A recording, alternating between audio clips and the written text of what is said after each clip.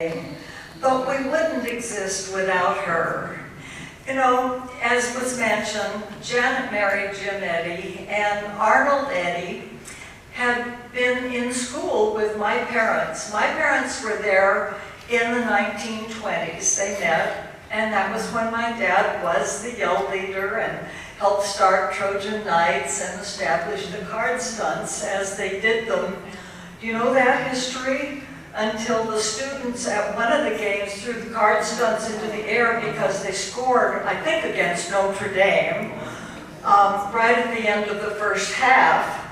And so the card stunts went out the window. Well, I'm not sure that anybody was injured, but the liability issue naturally raised its head and they stopped doing card stunts. Do they do them now? I don't know whether they ever came back. Well, at any rate, Janet Eddy called a group of us together. We had been in, I was active in Trojan Junior Auxiliary. That was a group for women up to the time that they were 30. Our first 10 years out of school. And it was a great organization. Does it still exist? No. Trojan Junior Auxiliary, that one's gone. Okay. I haven't kept track with all of these things over the years. But when we left Trojan Junior Auxiliary, TJA, why, many of us joined Trojan Guild. There was also, but we were juniors at that time. It was Trojan Guild, there was a Trojan Guild, and then there were the juniors. We were the youngsters coming in our 30s. And it was Janet Eddy who pulled that group together because Arnold Eddy wanted an organization for women in their 30s. He figured everything else was pretty well covered except that one.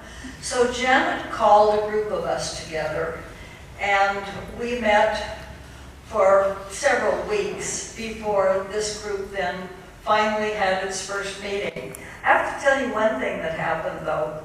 We each called a number of the people who had been suggested as potential members, and we would identify ourselves and have these conversations, and that's how the group came into being. We had set a date for our first meeting, and if people were interested, why, we invited them to that meeting. That's how we got started.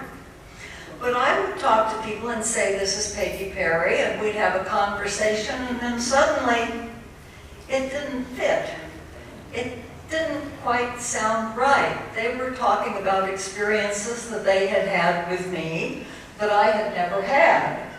And that's how I knew that Peggy Painter Perry existed. She was, yeah. Now Peggy Painter Perry became a member of this organization. Do any of you remember her? Yes. Yeah, she's gone, isn't she? She's gone. Yeah, it's still here. Well, what can I tell you? Let me look at this and see if there's anything I was going to say that I haven't said. Other than to thank Janet for bringing us together. And I am the only one left now of that group. There were several people who continued their membership in the organization for a number of years, but I think I'm the only one left now. Well, you can do the math. This was an organization for people for women in their 30s. And what anniversary is this? 65. Okay, so I'm almost 95. Hey.